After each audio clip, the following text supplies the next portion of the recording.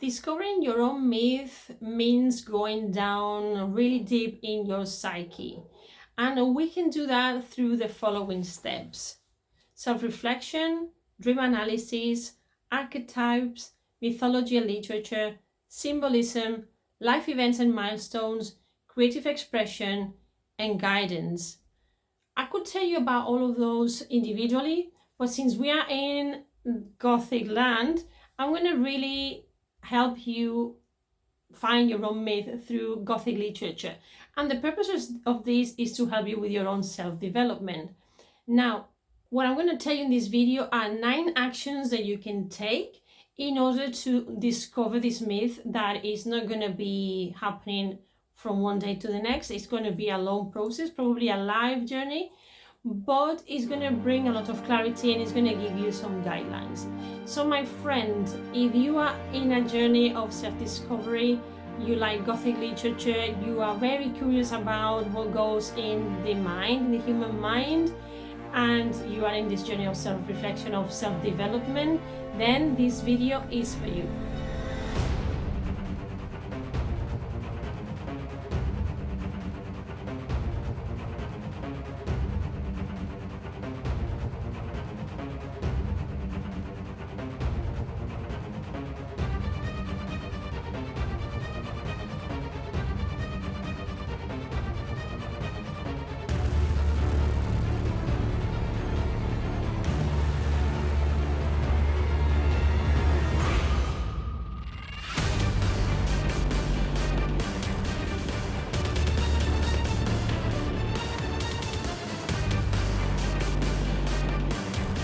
Hello dear friends, this is Alice. Welcome to Gothic Land and welcome to episode 11. Today we're going to know how to explore your personal myth through Gothic literature under a Jungian perspective and my own lens on my interpretation of it. So today, as I said, we're going to be looking into Gothic literature to find 9 steps, 9 actions that you can take to find out what your own myth is. And in order to do that, I'm going to be quoting and I'm going to be using this book, Memories, Dreams and Reflections. It's an autobiography by Carl Jung. And you can see I'm still working on it. I keep going back to it because Carl Jung is not an easy chap.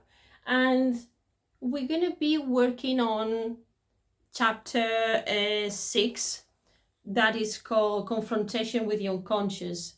And this is where he explains what happened when he parted from Freud. And he reflects on what he says that on this method of helping patients to understand the dream images by themselves, right? Without application of rules and theories. So what he realized is that he had a key to mythology through which he could unlock all the gate of the unconscious psyche. But then it got to a point where he asked himself, why open all gates? And then it's when he elaborated the following. He said, I had explained the myths of peoples of the past. I had written a book about the hero, the myth in which man has always lived. But in what myth does man live nowadays? In the Christian myth, the answer might be, do you live in it? I asked myself, to be honest, the answer was no. For me, it is not what I live by. Then, do we no longer have any myth? No, evidently we no longer have any myth. But then, what is your myth? The myth in which you do live. At this point, the dialogue with myself became uncomfortable and I stopped thinking. I had reached a dead end. Then after that, what he explains is that around Christmas in 1912, and he experiences what he says indicated an unusual activation of the unconscious. And then he explains how from a childhood memory from when he was 11, and he remembered that he was passionate about building, constructing things with the stones and building houses and building, well, that in general, just constructions, how one day walking through next to the lake, he had that necessity, started reflecting on that, he remembered that, and then he felt that he needed to go back to that construction, that building. So he started putting the stones together, and by picking them up, he felt that that was the beginning of discovering this myth that he was on about at the beginning of what I was reading to you before. So about the game, he says that it released a stream of fantasies which I later carefully wrote down. I mean, this is very important for what we're doing here today, because we could interpret literature, writing, art, any expression as a way to connect with our inner self, with our unconscious mind, and go also back to those activities that we did as we were children, revisit those spaces where we were happy, because then we can find a lot of information about what is it that moves us, where are we going, what is our story. So at the end of this chapter, he includes many of his dreams. I mean, it's quite long, and it goes a little bit back and forth within his memories. Some of the dreams he talks about are premonitory ones. There's a bit of the supernatural going there, historical events that coincided with some of his dreams and his intuition, I think, and his own perception of what was going on. So it is a very interesting chapter that I highly recommend you read, but doing a bit of a deep analysis into it and see how it does actually resonate with you.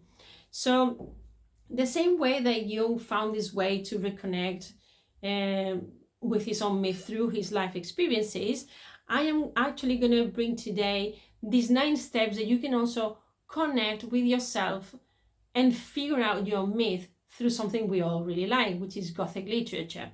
And this is what I'm going to tell you next. So let's begin with step 1. Step 1 would be to select the right texts for you. So to choose those texts that resonate with you or your story will actually bring you to mirroring your own struggles or aspirations. And that is very important. It's this first step of actually selecting something that resonates. If it resonates, it's because we need to work on it. The second step will be identification of themes and motifs. So as you are reading Gothic literature, you're going to find out that there are themes such as isolation, fear, the supernatural, and the uncanny that are elements and motifs that you can find that will relate to aspects of your own life. The third aspect or third step you can take is to explore the characters. So when you examine them and you figure out that there might be elements that you share with those characters, this can actually help you see where your own fears, your desires, they come from, and maybe how to use them for your own transformation when you analyze how the characters have transformed themselves and that they've gone through the story. The fourth aspect would be, or step, is the analysis of the setting. This is because when in Gothic literature we are in these dark, these mysterious landscapes, they can often play a significant role. So what you have to do is to consider how those eerie settings parallel your own emotional or psychological landscapes. In point 5, reflect on symbolism. What I suggest is that you consider how the symbols that appear in Gothic literature may actually reflect your own aspects of your own life. So we are talking here about objects, places, or even supernatural events. Writing and journaling is point number 6, and it's very important to do this every day if you can, because as well as reading, it's important that you write your personal experiences in relation to the themes and characters that you're reading or learning about, but that you can also use those stories and as a lens through which you can explore your own fears, your own desires, your own processes. Even if you are writing a story about a character, something that has nothing to do with you, you're going to be bringing to this character or characters a lot of your own personality, a lot of your own experience. We cannot really detach ourselves from that. I would also advise you, or at least suggest, that you consider archetypes. Even though you might not be an expert on archetypes, at least the investigation, the exploration of what they are, what they can be.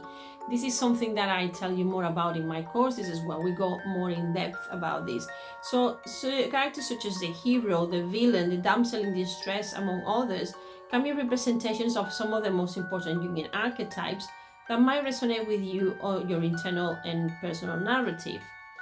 The point number 8 of the creative expressions here is to invite you to explore other pieces of art that have to do with the Gothic, but also even if it doesn't have anything to do with the Gothic, that you investigate and you explore those, because, for example, art, music, any other ways of self-expression can lead you to discover and play with elements of your personal life that will be crucial to figure your own myth.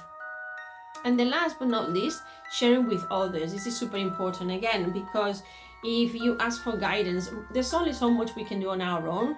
We also need sometimes to exchange opinions. We need to share with others. We need to see other people's points of view. And this is super important in any aspect of our life. So in this one as well, to discover your own myth.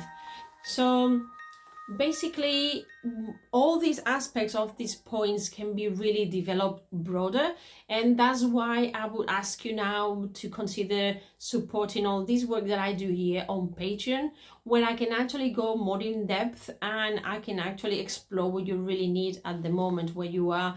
I can give you extra material, I can give you webinars. There's a lot of different 4 tiers, and you can support me in any way you feel is more comfortable for you. But it's super important that you really have a think about all these aspects that I'm mentioning here today, even though if it's very brief, it's not going to be a very long video, because it's super important that you can do this myth search through something that you really like, which is Gothic literature. And also I invite you to have a read at this book if you're into Jungian analysis, or if you're in Jungian psychology, not necessarily analysis, but it might give you some clues on how to interpret your own dreams, which is quite interesting as well. So my friend, today we've actually covered 9 points that you can work towards to actually find out more about your myth and how they can actually help you with your self-development. If you found that this is interesting, would like to know more information, remember that I also have a course that started in January, but you can already access the course because it's been recorded. You can access all the extra material, the recording. You can ask me questions, and then we're going to continue doing it until July. So you can join us now in February. It will be great to have you there in module 2. Where we're actually going to be talking about archetypes, so that will be very interesting. You will be covering the point 7 of these 9 points the steps that you can follow to figure out your own myth. Also remember that just for being here, you have access to 2 free materials. You have a little quiz of to self-recognition in a way to figure out if you know yourself as well as you think you do. That's for your personal, your Gothic, and your Jungian, and even professional space in a very broad lines. And then you also have access to the webinar that I did on the 29th of December, where I explore the depths of the psyche. I'm giving you a little bit of a guideline and of what is the course, so you can actually see there what we'll be dealing with. And again, it's to explore the Gothic mind under this Jungian lens and the way I interpret the Jungian lens. Okay, so I hope that you have enjoyed this video, that you are very Gothic again until next week. And it's the end of the month, so start getting ready for February, because a lot of things are coming soon. So take care. Well, in fact, it's February when you're gonna watch this video. Take care, be very Gothic, my friends. See you in the next video. Bye bye.